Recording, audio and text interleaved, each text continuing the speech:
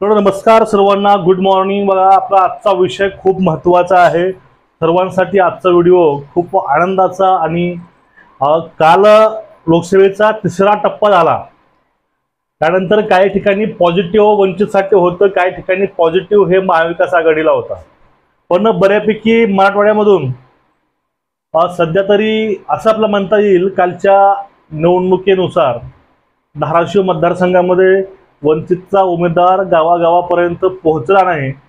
आणि त्यानंतर ओमदादा आणि अर्चनाताई यांचे उमेदवार गावगाव पोहोचले, पण जास्ती ओढ हा ओमराजाकडे गावातून गाव पातळीवर दिसला। तर आता एक महत्त्वाचा मतदारसंघ आहे महाराष्ट्रामधील, एक वादग्रस्त मतदारसंघ, तो म्हणजे नाशिक लोकसभा मतदारसंघ। आता नाशिक लोकसभा मतदारसंघ एवढा का गाजला या वर्षामध्ये? कारण नाशिकचे भूमिपुत्र छगन भुजबळ यांनी जे आपलं स्टँड घेतलं होतं मराठा आरक्षणाच्या विरोधामध्ये, त्यामुळं तेथील जे जनता आहे, तेथील जे वोटर आहे त्या लोकसभा मतदारसंघातील, ते पूर्णपणे आक्रमक हे भाजपच्या विरोधामध्ये आहेत आणि छगन भुजबळांच्या विरोधामध्ये आहे। म्हणजे एकूणच येथील मतदार हा भाजपच्या छगन भुजबळांच्या विरोधामध्ये आहे। त्यामुळे त्या ठिकाणी आतापर्यंत महायुतीमधून उमेदवार द्यायचा कोणता हा प्रश्न पडला होता।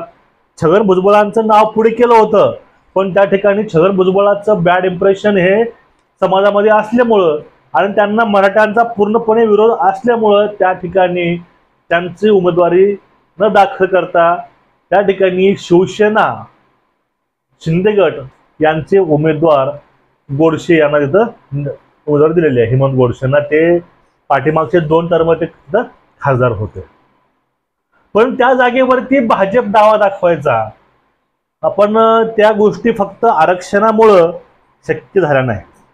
आता बघा, त्या ठिकाणी उबाटा शिवसेना वर्सेस शिवसेना सामना रंगणार आहे आणि त्या ठिकाणी ठाकरे गटांचे राजाभाऊ वाजे यांची तिथं उमेदवारी जाहीर केलेली आहे। हे 2 उमेदवार आघाडी आणि युतीचे, म्हणजे शिवसेना वर्सेस शिवसेना हा सामना अलग झाला। आणि त्या ठिकाणी अजून एक अपक्ष उमेदवार थांबलेला आहे, ते म्हणजे शांतिगिरी महाराज, आणि वंचितचा उमेदवार आहे करण गायकर। अशी जर चौरंगी लढत ही नाशिक लोकसभेमध्ये आहे। आता आपण या ठिकाणी वंचितचं पारडं जड कसं आहे आपण ते बघणार आहोतच, पण त्यापूर्वी बघा, वंचितचा दरारा वाढलेला बघून, त्याची वंचितची पॉवर बघून, ठीक आहे, आपण ह्या गोष्ट मान्य करू, काही जिल्ह्यामध्ये वंचितचे उमेदवार गावापर्यंत डोर टू डोर नाही पोहोचले आणि ते कुठेतरी कमी पडले होते। तर सोलापूरची गोष्ट बघून घ्या, सोलापूरमध्ये आतिश बनसोडे हे अजून सुद्धा सोलापूर शहरातील जे महत्त्वाचे भाग आहेत, बाळे, उत्तर सोलापूर, ह्या ठिकाणी ते पोहोचू शकले नाहीत। जर उमेदवारच आपल्यापर्यंत पोहोचू शकला नाही तर त्यांना वोट करायचं कसं हा पण प्रश्न पडतो। पण या ठिकाणी जो मुद्दा आहे तो मुद्दा कुठला आहे? आता शिर्डी लोकसभा बघून घ्या। शिर्डी लोकसभेला सुद्धा यांचे धाबे दणाणले। तेथील उमेदवार रूपावती मॅडम आहेत, तिथं ताई आहेत, त्यांच्या वाहनावरती अज्ञात हल्लेखोरांनी हल्ला केला दगडाचा। पुण्यामध्ये पण हेच आहे, पुण्यामध्ये प्रस्थापित पक्ष आहेत, दोन्ही पार्ट्या स्ट्रॉंग आहेत, पण या ठिकाणी पुण्यामध्ये सुद्धा दरारा हा वसंत मोरेंचाच आहे।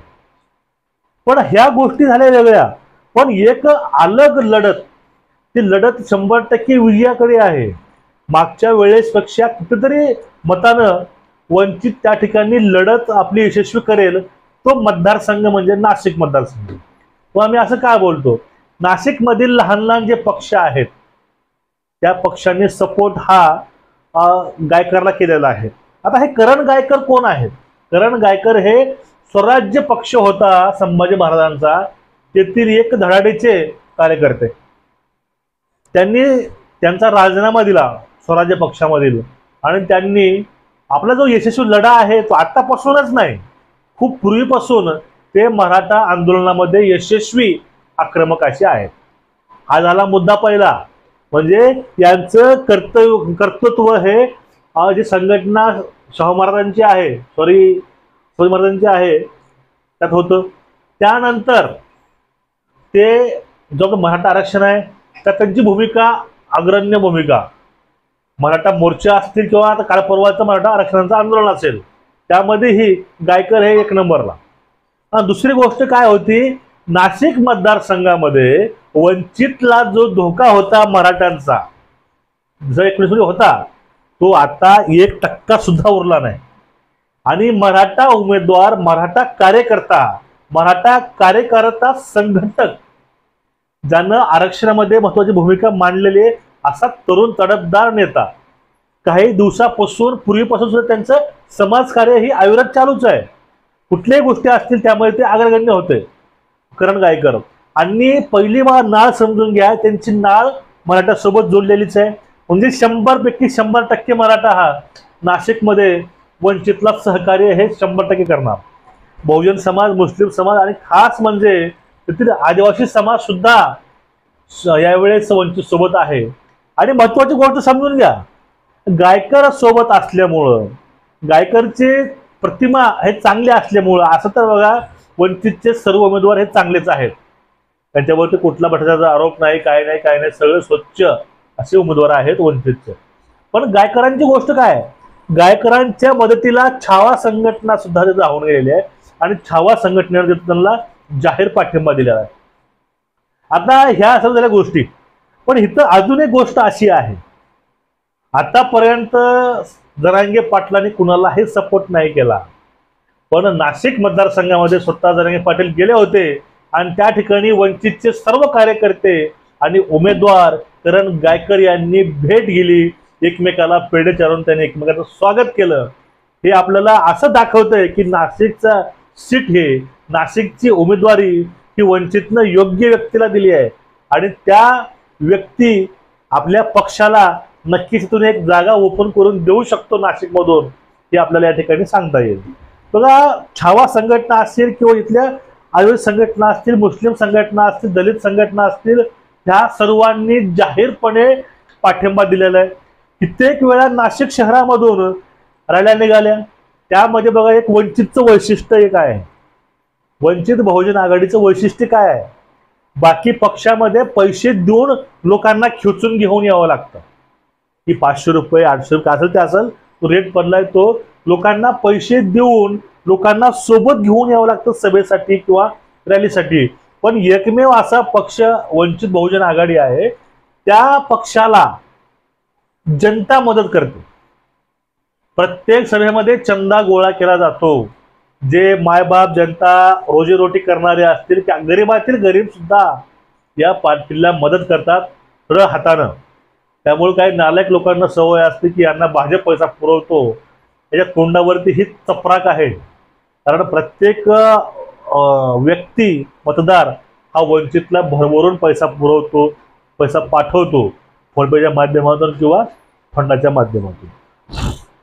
आता नाशिक मतदारसंघामध्ये जी छगन भुजबळांची छबी आहे आणि मराठा आरक्षण फॅक्टर आहे आणि त्या ठिकाणी उतरलेला मराठ्यांचा वाघ उमेदवार आहे आणि तो उमेदवार, ते पण त्यानं चांगलं समाजकार्य केलेले पूर्वीपासून, त्यांची ओळख त्या मतदारसंघामध्ये आहे, असं व्यक्तिमत्व त्या ठिकाणी वंचितनं देऊन ही खूप चांगली गोष्ट केली आहे. आणि त्यामध्ये अजून एक प्लस पॉईंट, त्या ठिकाणी सर्व लहान लहान पक्षांनी त्या ठिकाणी करण गायकरांना हे सपोर्ट केलेला आहे. आता या ठिकाणी 100% 101% त्या ठिकाणी वंचितचा उमेदवार येऊ शकतो. याचं कारण काय समजून घ्या. आता 20 तारखेला मेच्या इथलं वोटिंग आहे नाशिकचं, त्यातलं कारण काय आहे, तिथले एक अपक्ष उमेदवार आहेत शांतिगिरी महाराज. या महाराजांना भाजपतून तिकीट द्यायचा विचार केला होता, पण परत तेच फॅक्टर पुढे आलं आणि त्यांना त्या ठिकाणी उमेदवार न देता त्या ठिकाणी उमेदवार केलेला आहे हेमंत गोडसेंना. पण या ठिकाणी शांतिगिरी महाराज हे भाजपचे मत, म्हणजे महायुतीची मतं नक्कीच खाणार. महायुती म्हणजे कोण, महायुती म्हणजेच शिंदे गटांचे हेमंत गोडसे यांचे मत नक्कीच हे शांतिगिरी महाराज खाणार. आणि यावेळेस नाशिकमधून सुद्धा मताचं विभाजन हे महायुतीच्या नक्कीच होणार. याचा फायदा नक्कीच वंचितला मिळू शकते. फार तरीही 10-15 हजार या फरकानंच या ठिकाणी ही लढत रंगणार आहे. आणि जो कोणी निवडून येईल, विजयी होईल, त्यांच्यामध्ये आणि रनरमध्ये दोघांमध्ये जास्तीत जास्त 10 हजाराचा फरक असू शकतो. पण विजयी उमेदवार हे या ठिकाणी वंचितचाच माणूस गायकर साहेब या ठिकाणाहून खासदार हे जाणार हे मात्र नक्की. तुमचं एकूणच याविषयी मत काय आहे ते नक्कीच कमेंट करून सांगा. जय हिंद.